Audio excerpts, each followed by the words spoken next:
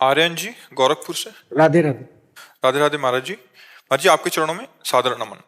महाराज जी, मेरा सवाल है कि जैसे कि हमें पता है कि कुछ चीजें हमारे लिए गलत हैं, लेकिन फिर भी हम उस चीज को करते रहते हैं। जैसे कि हमें पता है कि सोशल मीडिया पर या मोबाइल फोन को ज्यादा नहीं देखना चाहिए, लेकिन आज हम अपना ज्यादा से ज्यादा टाइम वहीं व्यतीत कर रहे हैं, और हमें पता है कि वहां से हमें कुछ मिलने वाला नहीं है, लेकिन फिर भी हम उस चीज को एकदम ऐसे लीन हो जाते हैं कि उसकी लत सी पड़ गई है, हाँ, हम उसके उसमें बिना बच्चा रह नहीं पाते। प्रधान कारण होता है कि बुद्धि तो कहती है कि हमारा समय बर्बाद होता है, पर मन कहता है नहीं, सुख है। हम जहां भी फंसते हैं तो आंतरिक हमारी मांग होती सुख, पर जगह गलत होती है। तो जैसे जितने भी पापाचरण होते हैं उनमें बुद्धि कहती है कि गलत है, लेकिन मन कहता है नहीं, सुख है। तो बुद्धि मन के अधीन हो जाती है और अपने निर्णय पर ना टिकी रहने के कारण फिर मन और बुद्धि दोनों मिलकर हमसे पापाचरण करा देते हैं, क्योंकि हम मन और बुद्धि के तदात्म भाव को प्राप्त हैं, अभी दृष्टा भाव को तो समझ नहीं पा रहे। तो हमें यह देखना है कि उसमें सुख है कि नहीं है। बुद्धि तो निर्णय कर रही कि गलत है, हमारा समय बर्बाद होता है, तभी आप प्रश्न कर रहे हैं। लेकिन मन कह रहा है कि यार बड़ा सुख मिलता है, बड़ा मजा आता है, समय कट रहा है देखने में। अब उसको तुम्हें समझाना है कि सुख नहीं है, तब वो हटेगा। नहीं, आप कसम भी खाओ तो भी वो 2-4 दिन बाद फिर उसी में चल पड़ोगे। कोई भी क्रिया हो, बहुत सी गंदी क्रियाओं में बच्चे फंस गए हैं, बड़े लोग भी फंस गए हैं। उसका कारण है कि बुद्धि का निर्णय मन अस्वीकार करता है, क्योंकि मन को जो अच्छा लगा वो करेगा। अब बुद्धि इतनी समर्थ हो कि अपने निर्णय में मन को रोक पावे। होए बुद्धि जो परम सयानी, तिंतन चितय न अनहित जान। ये हमारा अनहित कर देंगे, मैं ऐसा नहीं करूंगा। ऐसी बुद्धि में टिकाऊपना आवे तो कैसे आवे? बोले ईश भजन सारथी सुजाना। जो हमारी बुद्धि निर्णायक है वो सुजान हो जाएगी जब हम इष्ट का भजन करेंगे। राधा राधा राधा राधा। जब हम नाम जप करेंगे तो हमारी बुद्धि बलवान हुई और उसने निश्चय किया गलत है, हम कभी नहीं देखेंगे, हम समय बर्बाद नहीं करेंगे। जितने समय हम सोशल मीडिया में व्यर्थ के दृश्यों को सुनने देखने में, उतने समय हम नाम जप करेंगे, उतने समय हम शास्त्रों का स्वाध्याय करेंगे, उतने समय हम पाठ कर लेंगे, जिससे हमारा जीवन उन्नति को प्राप्त होगा। हम सत्संग सुन लेंगे, वो भी तो सोशल मीडिया में है। हम सत्संग सुन लिए, भगवत चर्चा सुन लिए, तो हमारी बुद्धि शुद्ध होगी। देखो, सोशल मीडिया के ही परिचय से यहाँ आए हो, नहीं हमें कौन जानता भाई। हम तो वृंदावन से बाहर भी नहीं जाते, तो हमारी जो बात जाती है वो सोशल मीडिया में ही तो जाती है। तो सोशल मीडिया गलत नहीं है, सोशल मीडिया में गलत सर्च करके देखना गलत है। तो हमारी जो बुद्धि गलत मार्गों का दर्शन श्रवण कर रही है, उसको रोकने की जरूरत है। जो हमारा मन उसमें सुख बुद्धि पा रहा है, उसको रोकने की जरूरत है। उसके लिए नाम जप बहुत आवश्यक है। हमारे हर प्रश्न का समाधान नाम है, क्योंकि नाम जप के द्वारा ही हमारी बुद्धि पुष्ट होती है। और परिपक्व बलवान बुद्धि जहां चाहो वहीं मन को रोक लो, इंद्रियों को रोक लो। अब भजन नहीं है तो ज्ञान सबको है। क्यों? ये गलत है, नहीं करना चाहिए, मैं गलत करने जा रहा हूं, ये ज्ञान सबको है, लेकिन रोक नहीं पा रहा, क्योंकि भजन नहीं है। केवल ज्ञान से काम नहीं चलना, भजन करना पड़ेगा, नाम जप करना पड़ेगा, भगवत आराधना करनी पड़ेगी। वाचिक ज्ञान तो भरपूर देख लो, लेकिन आचरण, जो आपने ज्ञान जाना उसका आचरण में उतारा आपने। आप जितना दूसरों को उपदेश कर रहे हैं उतना आप अपने अंदर ला रहे हैं, आप अपने जीवन में उतार पा रहे हैं, तो इसमें खाली पाया जाएगा। कोई ऐसा नहीं जो ज्ञानी ना हो, कोई ऐसा नहीं है। अगर एक बच्चा है तो उसको भी ज्ञान है कि मैं गलत करने जा रहा हूं, क्योंकि भगवान ज्ञान स्वरूप सबको ज्ञान देते हैं हृदय में बैठ के। पर हम मानते नहीं हैं, और मानते हैं मन की, और मन सुख का आकर्षण लेकर, भगवान कह रहे हैं मना खष्टान इंद्रियाणि प्रकृति स्थान करसति। 5 ज्ञान इंद्रियों के साथ वो किसी एक इंद्री को लेकर अगर चला गया तो हमें नष्ट कर देगा। जैसे नेत्रेंद्री, और मन मिल गया नेत्रेंद्रिय से। अब बुद्धि लाख समझावे गलत है, ज्ञान तो सबको है, पर ज्ञान का प्रयोग करने का जो पावर है वो भजन से आता है। जब हम जान गए सब माया है तो हमें वैराग्यवान होना चाहिए, हमें राग रहित होना चाहिए। पर उपदेश कुशल बहु तेरे, बहुत कुशल मिलेंगे दूसरे को उपदेश देने वाले, पर उसका प्रयोग करने वाले बहुत कम मिलेंगे, क्योंकि प्रयोग वही कर सकता है जो भजन करता है। पक्का मान लेना हमारी बात। अगर भजन नहीं है तो व्यापार है, उपदेश है, प्रवचन है, लेकिन आचरण परिवर्तन नहीं है, जीवन का दिव्यता का जो वो नहीं है। तो ज्ञान तो सबको है, पर ज्ञान का प्रयोग, जो शत ज्ञान है उसका प्रयोग। देखो ज्ञान तो गांव में हमने गंवारों को भी देखा है। ज्ञान में जब कोई मरता है तो दूसरे लोग समझाने आते हैं, मुंह में बीड़ी है, भैया एक दिन सबको जाना है, काहे को रोते हो? नहीं रोते, ज्ञान है ना, बीड़ी नहीं छोड़ सकता और सबको जाना है, ये उसको ज्ञान है। मतलब ज्ञान तो हमें लगता है कोई ऐसा नहीं जिसको ना हो, दूसरे को उपदेश देने का, दूसरे को समझाने का। लेकिन जो समझ आपके अंदर है उसका अपने प्रयोग करने का ज्ञान किसे कहते हैं? जैसे हमने जाना कि ये गलत है, अब हम नहीं करेंगे, इसे कहते हैं ज्ञान।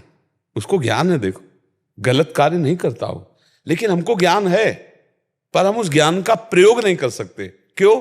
क्योंकि हमारे पास बल नहीं है, अध्यात्म बल। अध्यात्म बल आता है राम कृष्ण हरि, भगवान का नाम कीर्तन, भगवान का नाम जप, भगवान की कथा और दूसरों को सुख पहुंचाने वाले आचरण, इनसे अध्यात्म बल आता है। तब आपकी जो मन मानी आचरण होते हैं उनमें ब्रेक लगाने की सामर्थ्य आ जाएगी। बोले हम चाहते नहीं हैं पर हो जाता है। नहीं, आप चाहते हैं, बुद्धि निर्णय करती गलत है, पर मन निर्णय करता है कि नहीं इसमें सुख मिलेगा, और आप सुख के लोभ से मन के सपोर्ट में हो गए, वो आपसे करवा दिया। और आप कहेंगे हम नहीं चाहते थे पर हमसे हो गया, पता नहीं कौन कैसे हो गया, हमें कुछ समझे में नहीं आया। वो चाह सुख की, बिना सुख की चाह के कोई भी कार्य नहीं होता। अंदर से देखिए आप लोग, आपका कोई भी कार्य करने का जब मन होगा, अच्छा या बुरा, तो उसके परिणाम में सुख की, भोग की वृत्ति होगी, सुख मिलेगा। आप यहां क्यों आए हो? सत्संग से सुख मिलेगा, सुख की चाह। तो आप शराब क्यों पीते हैं? सुख की चाह। मांस क्यों खाते हैं? सुख की चाह। व्यभिचार क्यों करते हैं? सुख की चाह। जुआ क्यों खेलते हैं? सुख की चाह। हिंसा क्यों करते हैं? सुख की चाह। हर कार्य काहे से के लिए हो रहा है? सुख की चाह की। अब सलाहकार गलत है मन, उसने गलत सलाह दे दी। सुख भगवान सच्चिदानंद के नाम में, रूप में, लीला में, धाम में और धर्म से। संसार में जो कार्य हैं वो धर्म पूर्वक किए जाएं, सुखी हो जाओगे, पक्का सुखी हो जाओगे। किसी को दुख मत, अच्छा जिसने दूसरों को दुख दिया तो वर्ष 2 वर्ष बच जाओ, परिणाम में आपको ऐसे दुखों में भोगना पड़ेगा, फंसना पड़ेगा जहां से आप निकल नहीं पाओगे। दुख का परिणाम दुख ही है, पाप कर्म दुख ही देंगे, कभी सुख दे ही नहीं सकते। इसलिए अभी तो आप केवल सोशल मीडिया की बात कर रहे हैं, आपका मन यदि आपके कंट्रोल में नहीं आया तो आपसे भयानक पाप करा देगा। और वो पाप का प्रायश्चित, एक जेलर साहब आए थे, कह रहे थे सैकड़ों ऐसे कैदी जो चिल्ला चिल्ला के रोते हैं, आजीवन सजा हो गई, और वो चिल्ला के एक बार मुझे अगर छूट मिल जाए तो मैं संभल जाऊं। अब कौन उनका रोना धोना सुनने वाला है, वो तो आजीवन। तो वो कह रहे थे कैसे उनको समझाऊं। हमने कहा यदि सत्संग सुने तो हम ये तो नहीं कह सकते कि जेल से मुक्त हो जाएंगे, पर चिंता से मुक्त हो जाएंगे, शोक से मुक्त हो जाएंगे। वो वहां भी चैन से जीना सीख जाएंगे, भगवान का भरोसा हो और ये तसल्ली आ जाए बुद्धि में कि जो मैंने किया वो मैं भोग रहा हूं, और नाम जप करने लगे तो कम से कम जीना आ जाएगा। तो हमें लगता है बच्चा मन की मांग को बुद्धि से निर्णय करके और बुद्धि को नाम जप से बलवान बना करके मन को रोक लेना चाहिए, अन्यथा ये बहुत गलत आचरण करवा देता है, फिर रोने के सिवा कुछ हाथ नहीं लगता। ज्यादा अगर मनमानी आ जाए तो ये अपने पूज्य जनों की हत्या भी करा देता है। ये बहुत गलत है, इसका भरोसा नहीं। बाद में चाहे रोए वही रोए, पर पहले तो इसलिए नाम जप के द्वारा बलवान करके बुद्धि को, बुद्धि के निर्णय से मन को अधीन करके अच्छे मार्ग का पथिक बनने के लिए ही अध्यात्म मार्ग है। जो संतों के पास आया जाता है वो अध्यात्म मार्ग की पुष्टता के लिए आया जाता है। जी। एकता चौहान जी दिल्ली से। श्री हरिवंश महाराज जी, आपके चरणों में कोटि कोटि प्रणाम। महाराज जी, मेरा प्रश्न है कि बार बार प्रयास करने पर भी सांसारिक सफलता ना मिलने से और जीवन के अन्य क्षेत्रों में असफल होने पर अगर हम लक्ष्य पर एकांत में प्रयास करते करते अध्यात्म और ईश्वर में मन लगाने लगे और सांसारिक सफलता झूठी लगने लगे, तो क्या हमारे कर्तव्य से हटने के लिए ये लक्षण है या आत्मबोध? नहीं, हटने की तो जरूरत नहीं, पर ये बहुत अच्छी बात है।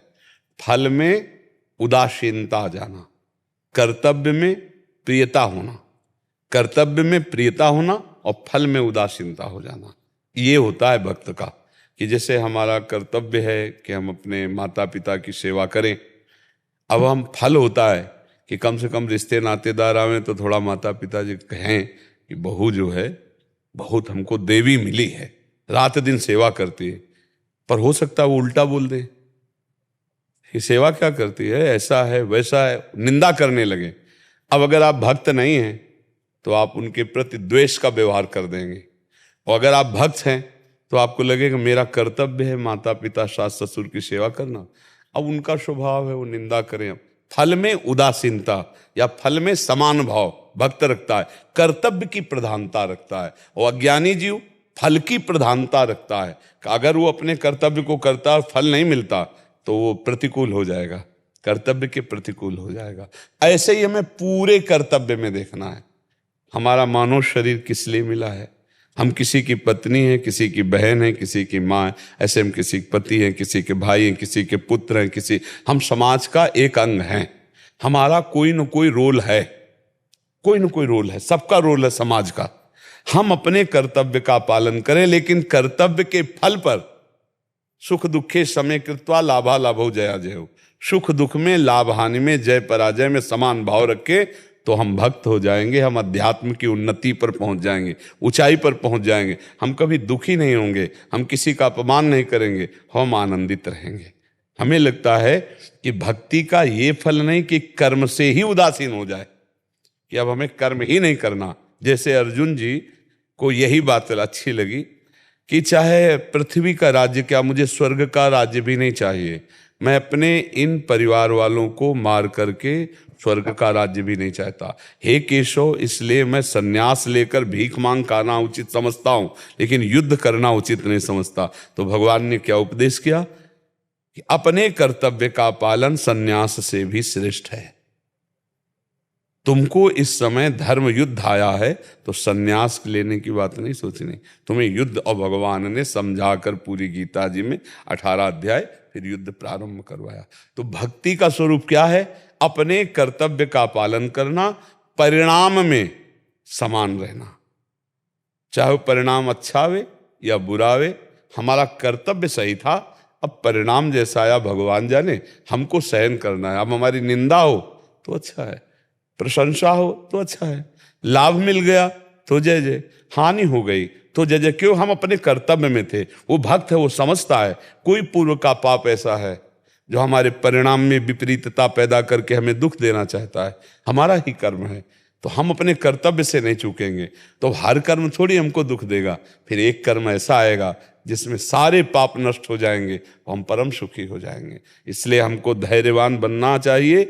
भक्ति के रंग चढ़ते हुए भाव में हमें कर्तव्य नहीं छोड़ देना चाहिए, अपने कर्तव्य को करना चाहिए। कि भाई अब हमारा भजन में मन लगता है, अब हम तो रसोई नहीं बनाएंगे, अब हम अपने पति से बात नहीं करेंगे, हम ये सब घर गृहस्थी में अच्छा नहीं लगता। आपकी बाधा पड़ जाएगी जीवन में, क्योंकि कर्तव्य त्याग कर दिया तो भक्ति नहीं हो पाएगी आपकी, अब बाधा खड़ी हो जाएगी।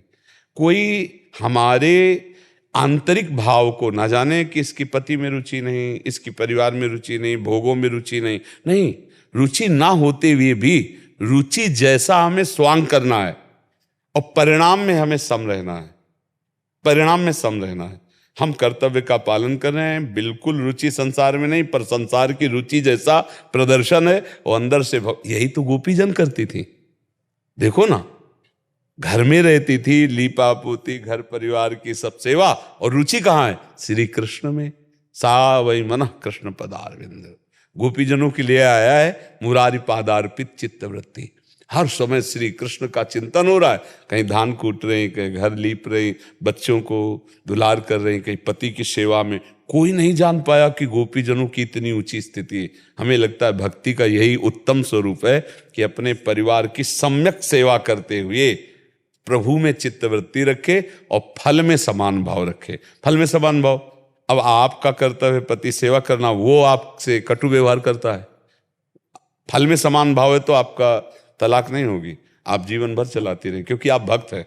आपको पता है मेरे किसी कर्म से ही मेरे को ऐसे स्वभाव वाला पति मिला है, अब मुझे कर्म बिगाड़ना नहीं है, इसी से निर्वाह करके भगवत प्राप्ति करनी। ऐसी पूरी हर जगह वो अपने को संभाल सकता है। भक्ति इतनी, भक्ति क्या है? सामर्थ्यशाली। भक्ति परम सामर्थ्यशाली होता है। वो कभी राग द्वेष वाली बातें नहीं होती, वो अपने भाव में मगन रहता हुआ सब कुछ सह लेता है और भगवान को प्राप्त होता है। तो ये बात समझ में आई? किसका प्रश्न था जी? महेश कुमार जी, ग्वालियर से। राधे राधे गुरुदेव, आपके चरणों में कोटि कोटि प्रणाम। राधे राधे। महाराज जी, मेरा प्रश्न है कि तिलक लगाने और भजन करने पर लोग जलते क्यों हैं महाराज जी? ऐसा क्या कारण है कि तिलक हम लगाते हैं और जलन उनको होती है? हाँ, जो आसुरी प्रवृत्ति के होते हैं वो दैवी प्रवृत्ति वालों से स्वाभाविक द्वेष करते हैं, उनका स्वभाव होता है। जो आसुरी प्रवृत्ति है तमोगुणी स्वभाव के होते हैं। जैसे संतों का किसी से कोई, आप तो मान लो गृहस्थ में हो, सैकड़ों लोग गाली देने वाले मिलेंगे, बेमतलब उनकी निंदा करने वाले मिलेंगे, क्योंकि जो तमोगुणी और आसुरी प्रवृत्ति से युक्त है वो सात्विक और दैवी संपदा को देखते ही उसके हृदय में जलन होने लगती है और वो उनकी निंदा, जैसे मीरा जी, नरसिंह मेहता जी, बड़े बड़े भक्तों के चरित्रों में देखो उनके विरोधी लोग मिलते थे। तो भक्तों का किसी से विरोध थोड़ी होता है, भक्तों का तो हृदय बहुत सहृदय होते हैं। कभी अगर उनमें आवेश भी देखा जाता है, किसी को डांटते तो वो मंगल के लिए होता है, किसी का अमंगल करने के लिए तो होता नहीं। तो भक्तों को फिर निंदा क्यों करते हैं लोग? क्योंकि उनके अंदर आसुरी प्रवृत्ति होती है। तो आसुरी प्रवृत्ति दैवी संपदा को देखकर जलती है, स्वभाव है, ये नियम है कि आसुरी संपत्ति दैवी संपदा को देखकर अपने आप जले। जब कोई जले, कोई निंदा करे, सोचो हमारी भक्ति की परीक्षा हो रही और इनके अंदर आसुरी प्रवृत्ति के लक्षण हैं, इसलिए ऐसा जल रहे। अपनी तरफ से कोई द्वेष भाव प्रकट न करे। भक्तों की निंदा होती ही है, भक्तों का अपमान लोग करते ही हैं, इससे उनकी भक्ति पुष्ट होती है। जैसे कोई झंडा फहराना तो डंडे की जरूरत होती ना, ऐसे भक्त का झंडा फहराता है दुष्ट रूपी डंडे से। अगर मीरा जी के साथ राणा विरोध ना करते तो मीरा जी को इतना प्रकाशित कोई न कर पाता। जब किसी भी भक्त का विरोध हुआ है तो वो चमकने लगा, जैसे स्वर्ण को आग में तपाओ तो चमकने लगता है, ऐसे भक्त का प्रकाश विरोधियों से होता है। धन्य है ये विरोधी, निंदा करने वाले, जो भक्त छुपे हुए भक्तों को प्रकाशित करके लाखों जनमानस में उन तक उनकी स्मृति पहुंचा देते हैं। तो आप डरो मत, जब कोई तुम्हारी निंदा करे तो सोचो हमारी भक्ति बढ़ने वाली है, हम पर भगवान बहुत प्रसन्न है। साधो निंदक मित्र हमारा, वो हमारा द्वेष करने वाला, निंदा करने वाला हमारा पूज्य है। कैसे पूज्य है? वो निंदा हमारी कर रहा है। बोले जन्म जन्म के जो हमने पाप किए वो अपनी जबान से धो के साफ कर रहा है, नहीं मुझे भोगना पड़ता। और हमारे भगवत मिलन में जो बाधाएं थी वो निंदा करके काट रहा है। साधो निंदक मित्र हमारा, निंदक नियरे राखे आंगन कुटी छवा। ज्यादा दूर न रहे तो और अच्छा है, क्योंकि बड़ी सूक्ष्मता से हमारे दोष देखेगा। बिना पानी बिना साबुन निर्मल करे स्वभाव। निंदक बहुत बढ़िया होता है, उससे बुरा नहीं मानना चाहिए। अपनी जब निंदा करे, अपना जब उपहास करे तो उसकी तरफ देख के ऐसे नेत्रों से मानत प्रणाम करो, चल दो। बुरा तुम कभी मत मानना, तो तुम्हारी भक्ति बढ़ जाएगी। और तुम बुरा मानने लगे तो उसमें तुम में फिर अंतर क्या रह गया है ले? हाँ, शत्रु मित्र समझानी मानी मान अपमान सम, दुख सुख लाभ नहानी, यह जो कृपा हरिवंश की। अपने आचार्य और गुरु इष्ट की कृपा कम मनानी चाहिए। जब शत्रु और मित्र में समान भाव हो, निंदा और स्तुति में समान भाव हो, अपमान और सम्मान में समान भाव हो, लाभ और हानि में, सुख और दुख में समान भाव, तब ये जानना चाहिए कि हमारे ऊपर अपार कृपा भगवान की है। पर ये बहुत कठिन है। कोई तुमसे कहे यार बहुत भजनानंदी हो, यार तुम्हारा चरण छूने का मन करता है, तुम्हारा हृदय एकदम नहीं से, आओ आओ बैठो खाओ, नौटंकी नाटक करता है। अब उसको कहो आओ आओ ठंडा पानी पिलाए बड़ा कठिन है। नहीं ऐसे नहीं, हमें अपनी और भक्ति बढ़ानी है।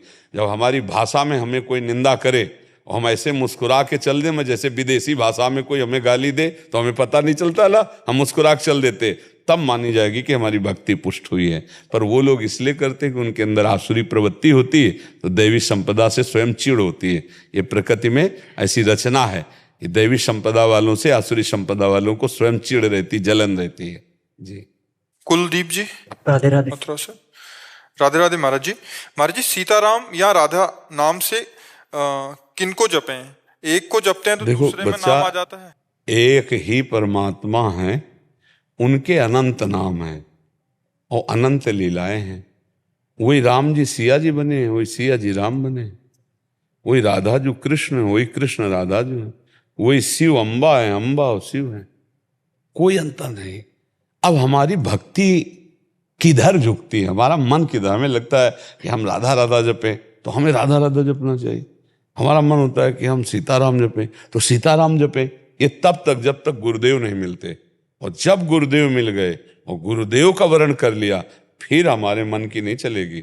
फिर तो मंत्र मूलम गुरु वाक्यम, गुरु ने जो बोल दिया उसी से हमें परम लाभ मिलेगा। गुरु ने कहा राधा राधा, तो अब जीवन में रसना कटो जो अन रटो, निरख अन फुटो नयन, श्रवण फुटो जो अन सुनो, श्री राधा जसबैन। अब तो राधा राधा राधा राधा। जब तक गुरु का वर्ण नहीं होता, जो नाम प्रिय लगे खूब जपो, मंगल होगा। और जब गुरुदेव का वर्ण हो जाए, फिर वो जो बोल दें बस उसी पर दृढ़ हो जाना चाहिए। समझ रहे हो ना? हाँ, अब जैसे गुरुदेव का वर्ण नहीं हो तो आप राम जप सकते, जो मन आवे सो जपो, सब मंगलकारी है। देखो जब तक ब्याह नहीं होता तो लड़की अगर 10-20 फोटो लड़कों की देखे, बुरा नहीं माना जाएगा, नहीं माना जाएगा ना, क्योंकि पसंद कर रही है। लेकिन ब्याह होने के बाद अगर उसकी पॉकेट में 2-4 लड़कों की फोटो, फिर गड़बड़ हो जाएगा। फिर नहीं गड़बड़ हो जाएगा कि पति की फोटो केवल होनी चाहिए तुम्हारी जेब में, ये 2-4 लड़के कौन हैं, बोले ऐसे ही रखे तो फिर उसके चरित्र पर संदेह होने लगेगा।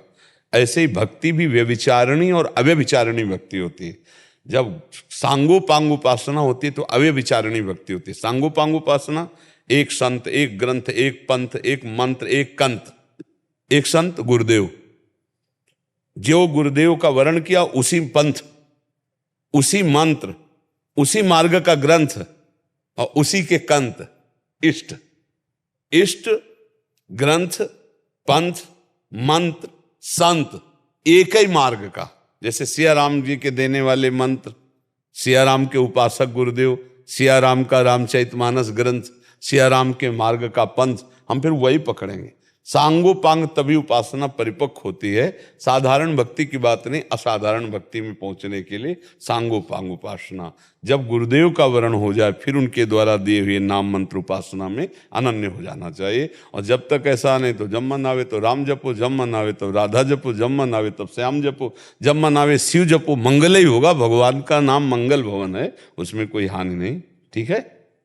अमीर यादव जी, महाराष्ट्र से। राधे राधे जी, राधे राधे महाराज जी।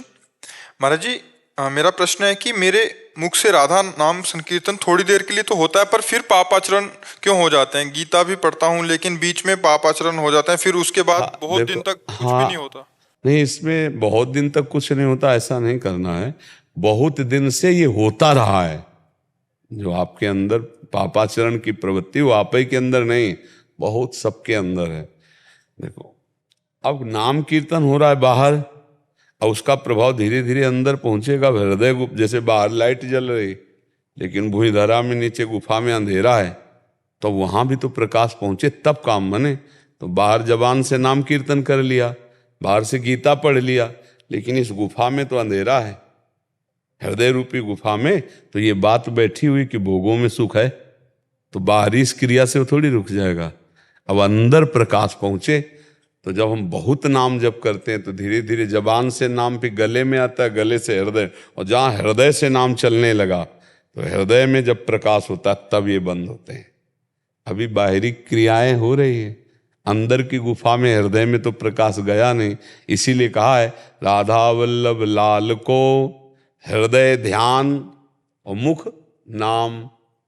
हृदय ध्यान मुख नाम। देखो जानकी जी अशोक वाटिका में कैसे नाम पाहरू दिवस निशि ध्यान तुम्हार कपाट। ध्यान हृदय में राम जी का और जवान से नाम राम राम राम। समझ, अभी हृदय में कुछ नहीं हो रहा भागवतिक। इसीलिए हृदय में छुपे हुए जो काम क्रोध लोभ मोह है इनसे पाप बन जाता है। डरो मत, धीरे धीरे नाम और बढ़ाओ। अब कहते हो छोड़ देते हैं, ये गलत बात है। जब दुश्मन अटैक करे तो हमको पूरी तैयारी और बढ़ानी चाहिए कि छोड़ देना चाहिए? हमें तो और बढ़ानी है ना। मान लो 5 गोली थी और दुश्मन से हम हार गए तो हमको 50 तैयार कर लिए। हम 10 मिनट कीर्तन करते हैं, अब आधा घंटा करेंगे, फिर 1 घंटा करेंगे, फिर धीरे धीरे हम हर समय बनाते चले जाए तो हम अपने दुश्मनों को परास्त कर देंगे।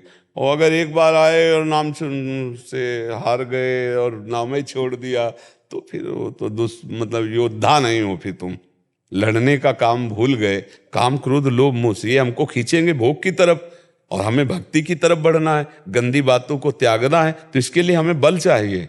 महाराज जी कभी कभी बहुत अच्छी भक्ति हो जाती है, मतलब कि जैसे कि 8 10 15 दिन एकदम। देखो बच्चा, 3 गुण है, सतोगुण रजोगुण तमोगुण। जब सतोगुण का लक्षण आएगा तो ये आ जाएंगे, और जब रजोगुण का लक्षण आएगा तो भोग सुहाई देगा, और जब तमोगुण का लक्षण आएगा तो निद्रा आलस्य प्रमाद का और नाना प्रकार की क्रोध वृत्तियां ये सब आ जाएंगी। से रुक जाता है। हाँ, 3 गुणों का चक्र चलता है। इनमें जबरदस्ती भजन किया जाता है। जब भजन में मन लग रहा है तब तो ठीक है, और जब भजन में मन नहीं लग रहा तब जबरदस्ती करना होता है। जबरदस्ती करो, धीरे धीरे गुणों के चक्र को रोको और नाम जब करते जाओ तो आगे बढ़ जाओगे। पर गलत काम को रोकना ही होगा। अगर गलत काम नहीं रोकोगे तो जैसे हमने झाड़ू पोछा लगाया और खिड़की खुला है, गंदी हवा चली तो और गंदा हो जाएगा। पोछा लगाकर छोड़ दो तो और गंदा हो जाए, क्योंकि चिपक जाएगी।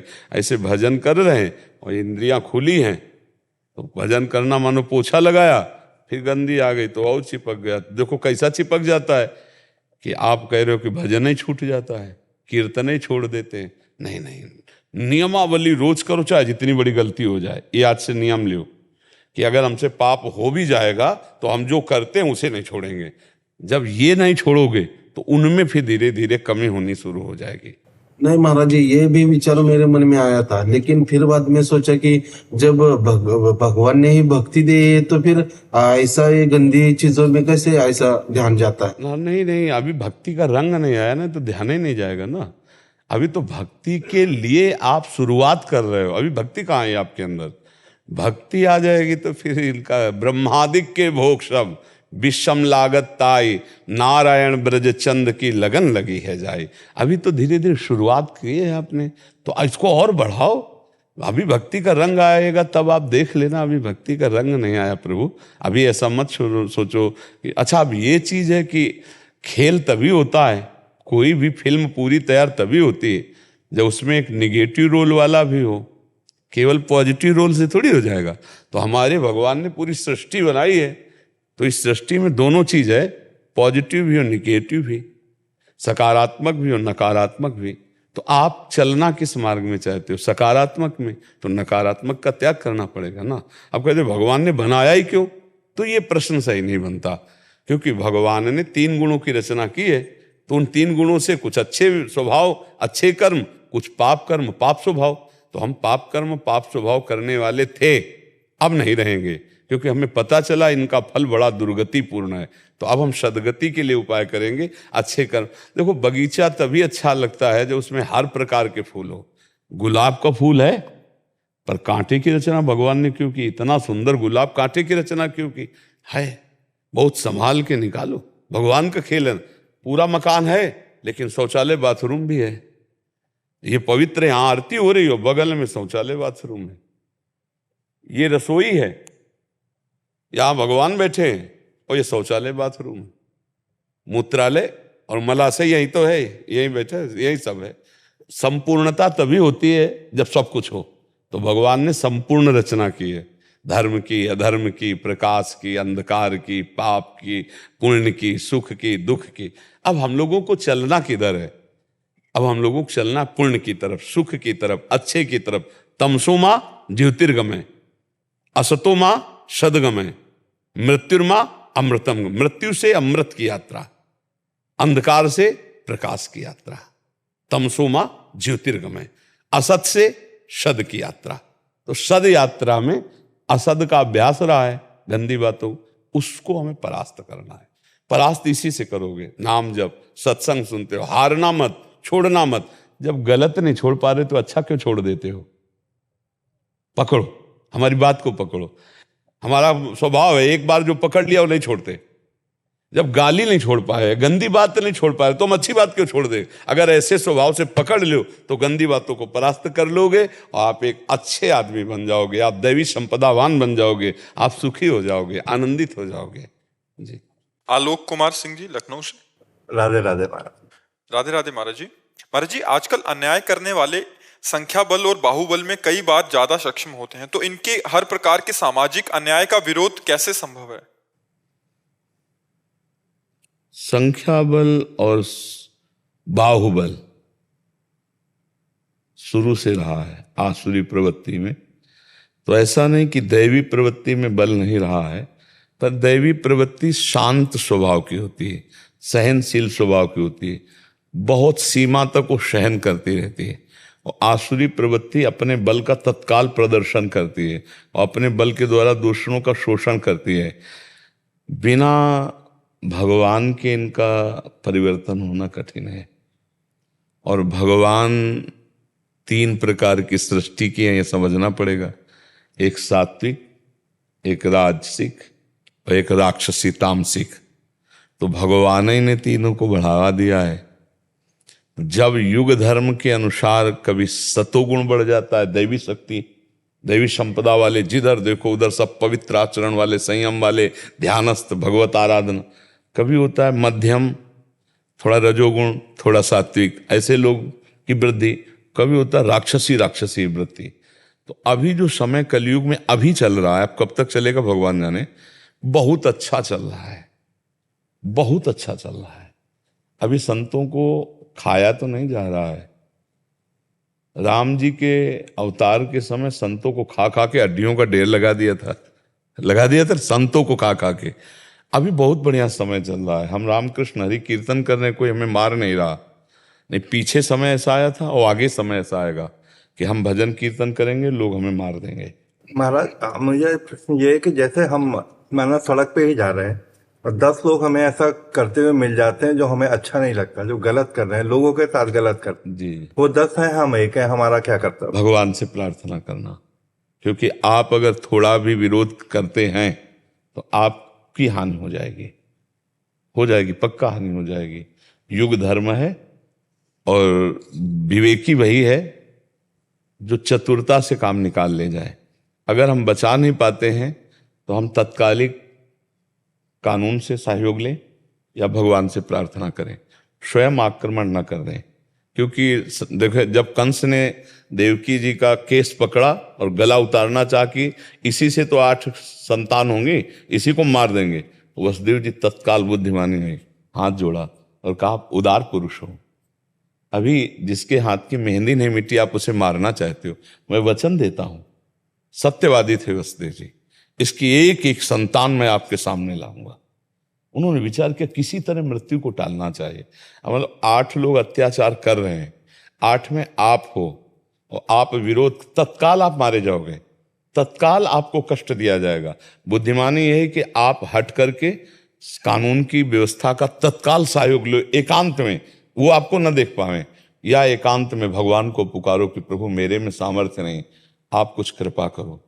तभी हम पहला उत्तर दिया था कि भगवान के सिवा इन अत्याचारियों को सुधारने की प्रवृत्ति, क्योंकि वो बहुतायत है और वो उसको संकल्प करके आए हैं। आपने अचानक देखा है, आप तैयारी पे नहीं हैं। अगर आप जरा भी, तो आजकल लोगों के पास चाकू और सब दुनिया के ऐसे अस्त्र शस्त्र रहते, प्रहार करने में देर नहीं लगाएंगे। तो उसको बचाना तो मुश्किल हो जाएगा, आप खुद संकट में फंस जाएंगे। तो आजकल तो मोबाइल रहता है, तत्काल एकांत हो आप कानून की व्यवस्था को सूचना कीजिए या आप भगवान से प्रार्थना कीजिए। हमको तो यही उपाय दिखाई दे रहा है, और तो उपाय नहीं है, क्योंकि वो सुधरना नहीं चाहेंगे। आप हाथ जोड़कर कहेंगे जाके कि आप ऐसा ना कीजिए तो आपके हाथ काट लिए जाएंगे। आप जबान से पूज्य बात बोलेंगे तो आपकी जबान बंद कर दी जाएगी। दुष्टता का स्वरूप यही, आप देख लीजिए। एक गाय, हम भिक्षा मांग के आ रहे थे, रात्रि के 11 बजे तक यमुना किनारे भजन करते, जैसे 8-9 बजे भिक्षा मांग ली, 2 घंटे यमुना किनारे भजन की तो आ रहे। तो रास्ते में किनारे एक हल रखा था, वो जो ट्रैक्टर में फंसाया जाता है ना, तो उसका जो वो होता है जहां से कनेक्शन किया जाता है ट्रेन, वहां एक नवीन अवस्था की गाय का पैर उसमें चला गया। कैसे चला गया, जी हुई हमारी दृष्टि गई तो वो, हम कहा ये 1 सेकंड में पैर तोड़ ली। तो हम जाके ऐसे पैर पकड़ लिया कि उसका पैर सीधा रहे, नहीं तो पैर, हाँ। अब वहां से देखा कि कोई निकले तो 3-4 आदमी निकले। उनसे कहा भैया नई गाय है, आप अकेले हमसे उठेगी नहीं, और हम ज्यादा देर पकड़े नहीं रह पाएंगे, क्योंकि एक सीमा है और इसके बाद फिर वो अपना उपद्रव रचेगी। आओ सहयोग कर दो। 4 लोग अगर पकड़ के थोड़ा उठा देते हैं तो पैर बच जाएगा। कोई नहीं सुना। ये वृंदावन की बात कर रहा हूं। अब हमारे मन में आया कि क्या कर सकता हूं, अकेले तो उठा नहीं सकता, और वो कोई ऐसा ना उसमें बोल्ट था कि खोला जा सके ना कुछ, वो तो ऐसे वाला है ना पूरा ऐसे। अब हम सोचा कि 1 सेकंड में सामने घर था, इनके दरवाजे को भड़बड़ाएं, शायद कोई आ जाए। जो ही हम दरवाजे की तरफ गए, मारा उसने झटका, पैर टूट गया, पैर निकाल ऐसे लंगड़ा के से। आजकल किसी के अंदर दया नहीं है। आप बगल में ऐसे मारे जा रहे हो ना, लोग बगल से निकल जाएंगे, आपकी तरफ देखेंगे भी नहीं, अपने बचाव पक्ष में रहेंगे। तो हमें लगता है भगवान का आश्रय लो। अगर कहीं ऐसा सहयोग करने को हो तो पहले कानून की आप सूचना दो, उनसे उनका सहयोग लो, क्योंकि कानून के अंतर्गत रह करके हम भले उपद्रवियों को शासन में ले सके, अन्यथा अब समय ऐसा नहीं है। और आप ये समझो कि जब भगवान असुरों की बढ़ोतरी करते हैं तो वो भी चुप रहते हैं। जब आतंक हमारे देश में अपना रौद्र रूप दिखाया तो भगवान के मंदिरों को भी तोड़ा गया, और वो चुप थे, नहीं दिल फेल कर देते, नहीं उन्हीं के तो सब हाथ में है। लेकिन उनको अगर ये लीला करवानी है तो करवानी। देखो 3 लीलाएं उनकी हो रही हैं, शतोगुण, रजोगुण, तमोगुण, सृजन, पालन और संहार। ये उनके सारे खेल हैं। हम उन्हीं से प्रार्थना कर सकते हैं या कानून का सहयोग ले सकते हैं, और कोई दूसरा तो मुझे रास्ता, आपको आता हो दूसरा रास्ता समझ में तो मुझे बताओ। नहीं महाराज, जहाँ हम सक्षम है वहां तो सहायता कर सकते हैं, जहाँ नहीं है वही उसी के लिए आपसे राय। तो 8 लोग जब कोई बुरा काम कर रहे हैं तो आप कुछ नहीं कर सकते हो। अगर आप कुछ भी करते हो तो आपके ऊपर प्रहार हो जाएगा। बहुत विचित्र समय है प्रभु, आप दयालु हृदय के हो, इसलिए इस विषय में आप प्रश्न करते हो। तो हमारा बस यही कि जहाँ तक हो सके अपने द्वारा, तो हम विवेक का सहारा लेकर अपने शरीर की भी रक्षा, क्योंकि इससे धर्म की पूर्ति, अगर यही नष्ट हो जाए तो फिर धर्म की पूर्ति कैसे होगी। तो अपने शरीर की रक्षा और दूसरों की रक्षा कर सके, इसलिए कानून का सहयोग या भगवान से प्रार्थना। अचानक कोई घटना बन जाए और कई लोग आ जाएं, फिर मिल करके हम रक्षा कर सकते हैं, वो भी बात हो सकती है। नहीं तो है बड़ा समय विचित्र, बहुत ही राक्षसी प्रवृत्तियों की वृत्तियां बढ़ रही हैं। क्योंकि जैसे लोग मोबाइल से गंदी बातें देखते हैं तो प्लान बनाते हैं, वो गंदी बातें उनको प्रैक्टिकल में उतारें जो उन्होंने देखा है, सुना है। तो वो सब क्राइम कैसे करना चाहिए, कैसे बच जाते हैं, वो सब आजकल मोबाइल में सब है। तो बहुत नए नए बच्चे क्राइम सीख रहे हैं, ऐसे कर रहे हैं। अब एक माई जा रही है आराम से, और जाके स्कूटी के बगल, मतलब बगल से निकले, ऐसे पकड़ा, खींचा, वो गिर गई। अब जंजीर लेके जा रहे, वो घसीट करके गिर गई, उसके कितना लगा होगा, इतनी भी पीड़ा नहीं। सोचो तुम्हारी माँ बहन हो, कैसा लगेगा अगर कोई ऐसा बर्ताव कर। एक माँ 30-40 हजार की जंजीर पहने होगी सोने की, वो चैन कितने की होगी? 30-40 हजार, 50 हजार की होगी। और जिंदगी, और उसकी जिंदगी की परवाह न कर। और नए लड़के, हम उनको नशा चाहिए ना, अब उनको मनमानी भोग विलासिता की तरफ वृत्ति बढ़ानी, तो धन चाहिए, तो ऐसे बड़ा आसुरी इसीलिए हम सत्संग में प्रायः छेड़ देते हैं कि ये girlfriend, boyfriend, live in relation, ये नशा, ये सब हमारी भारतीय संस्कृति को, धर्म मर्यादा को चौपट करने के लिए है। ये जो बाहर से आए हुए संस्कार, ये हमारे यहाँ के संस्कार नहीं, ये बाहर से आए हुए संस्कार जो है ये हमारी पवित्रता को नष्ट कर रहे हैं, हमारे बच्चों को नष्ट कर रहे हैं। अभी कल एक अधिकारी आए थे, वो कहा था कि नए नए बच्चे वो इंजेक्शन लगाने लगे हैं नशे के, 14-15 साल के। हाँ, और बोले जेल में कितने ऐसे हैं जो रो रहे हैं कि मेरे से गलती हो गई, अब क्या। तो बोले अब मैं उनको बचा नहीं सकता, वो रो रहे हैं हमसे कि गलती हो गई, जिंदगी में पहली बार गलती हुई। तो हर अपराधी पहली बार गलती बोलता है, लेकिन वो अपराध प्रवृत्तियां अब जैसे पूरा जीवन जेल में सड़ना है। अब उनको समझ में आ रहा कि अब न नशा है, न व्यभिचार है, न कुछ कर सकते हो। अब उनको समझ में आ रहा है ना, ये बात सत्संग के द्वारा पहले समझ ली जाए कि अपने माता पिता परिवार को सुख देने के लिए हम जो पढ़े लिखे हैं, हम अच्छी कमाई करें, हम गंदे आचरण क्यों करें। पर नए बच्चे सत्संग भी नहीं सुनते, उनका विश्वास है नहीं, भगवान पे विश्वास नहीं, संतों पे विश्वास नहीं, तभी कलिकाल बढ़ेगा। तो गर्लफ्रेंड को बचाने में और फ्रेंड आके मारने लग जाते, वही रहते हैं वो, तो और ग्रुप बना के आ जाते हैं। पर नए नए बच्चों के द्वारा ज्यादा अमर्यादित चेष्टाएं हो रही। माता पिता पैसा ना दे तो माता पिता को पीट देते हैं, माता पिता के साथ अभद्र व्यवहार करते हैं। बस भगवान ही एक रक्षक हैं, और सत शास्त्रों का स्वाध्याय सत्संग, यही हमारी बुद्धि को शुद्ध कर सकता है, दूसरा उपाय तो है नहीं। भोजन अशुद्ध, संग अशुद्ध, वातावरण अशुद्ध, बड़े बड़े मोबाइल सब रख रहे हैं तो वो संग अशुद्ध, उसमें जो चाहो सर्च करके देख लो तो बुद्धि खराब होती है। तो बड़े ये है कि भगवान ही रक्षक हैं, और दूसरा तो उपाय है नहीं। महाराज जी, आप सभी बच्चे मानस जी का पाठ, रामचरितमानस जी का पाठ। बाबा शरीर की जहाँ जन्मभूमि है, पैतृक निवास में पूर्वजों के द्वारा प्रतिष्ठित श्री हनुमान जी महाराज हैं, 250 वर्ष पुराने। बहुत मनोरथ था। बचपन में एक संत आते थे, वो कहते थे, पिताजी से आज्ञा करते थे कि मानस जी का पाठ करवाओ। तो उस समय बड़ी वैसी स्थिति में हो नहीं पा रहे। अब जाके आपकी कृपा हुई। 13 जनवरी से 31 मई अब तक ये सारे गांव के ही बच्चे हैं बाबा, और अलग अलग परिवार के बच्चे हैं, पढ़ने लिखने वाले हैं। ये सब लोग मिलके 111 पाठ सुपर श्री रामचरितमानस का अखंड ये किए हैं। आपकी करुणा कृपा इन बच्चों पे हो, इनको भक्ति का मार्ग मिले। वो तो हो चुकी, करुणा कृपा हो चुकी है। बिना कृपा के ऐसा संयोग नहीं बैठता। कृपा न होती तो भगवत यश गान का सौभाग्य ही नहीं मिलता। जब भगवान द्रवित होते हैं तो भगवान के नाम रूप लीला धाम और भगवत भक्त, इनका रसास्वादन मिलने लगता है। भगवान की कृपा अद्भुत है। रामचरितमानस साक्षात प्रेम समुद्र है, सियाराम का मूर्तिमान स्वरूप है। जो वांग में भगवान का स्वरूप है वो रामचरितमानस है। उसके गायन का मतलब है सियाराम की प्राप्ति, पक्का अक्षरशः। उनके गायन का फल है सियाराम के चरणों में प्रेम। क्योंकि जब कोई रामचरितमानस गाता है तो महामहिम से हनुमान जी वहाँ उपस्थित होते हैं, और हनुमान जी प्रसन्न हो जाते हैं सियाराम चरित्र सुनकर।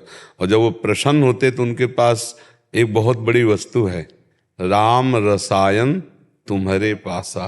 उनके पास राम रसायन है, वो उस जीव को प्रदान कर देते हैं।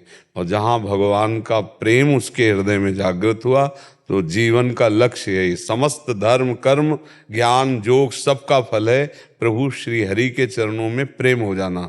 नहीं तो गोस्वामी जी कहते हैं, सो सब धर्म करम जरि जाऊ, जहाँ न राम पद पंकज भाऊ। जोग कुजोग ज्ञान अज्ञानू, जहाँ नहीं राम प्रेम परधानु। वही जोग है, वही ज्ञान है, वही धर्म है, वही कर्म है जिससे भगवान की प्रीति प्राप्त हो जाए।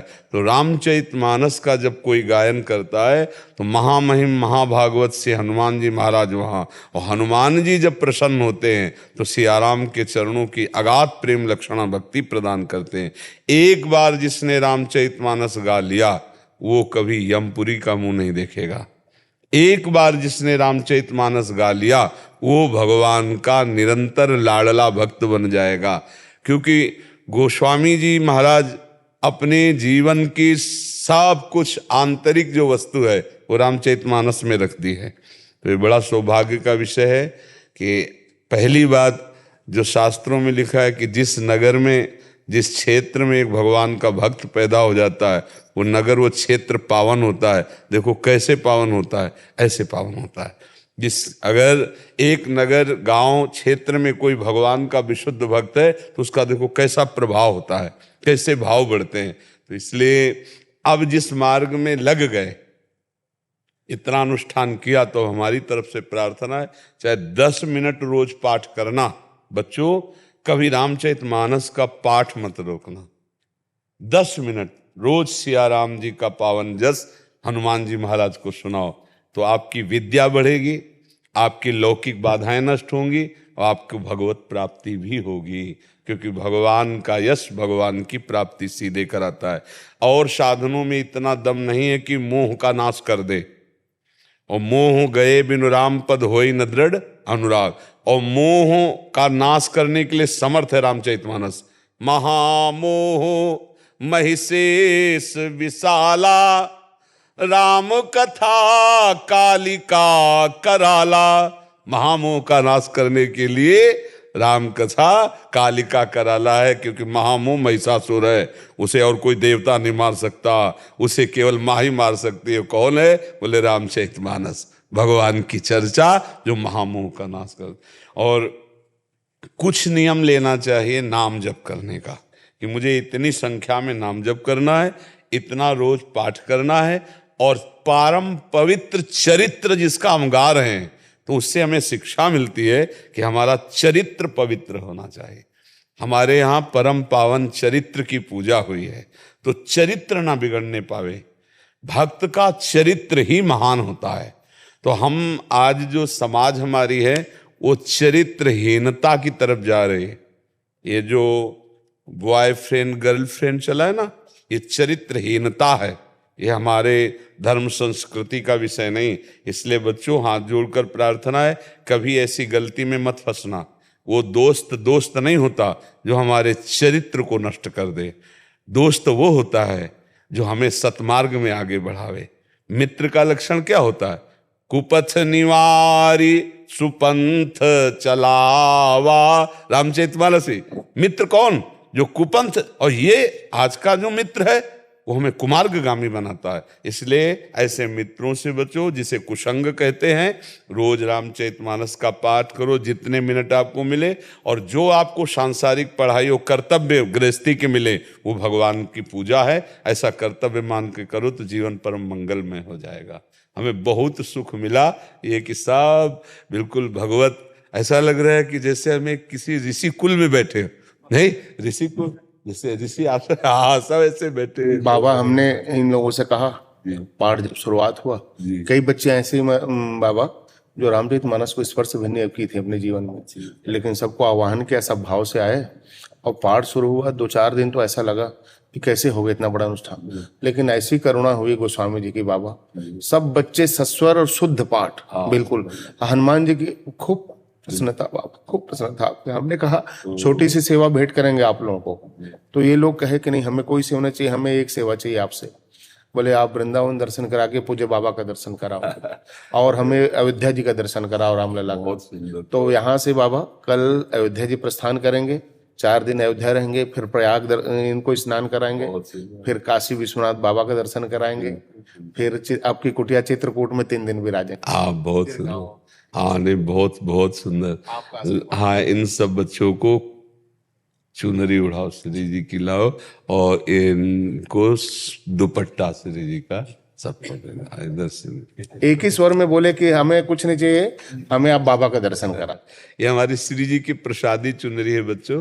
हाँ, जो आपकी ऐसी करुणा कृपा हो बाबा, इन बच्चों की भाव से क्षेत्र में भक्ति का प्रचार। हम देख रहे हैं काफी बच्चे को आंखों में आंसू है, बहुत भावुक जल है।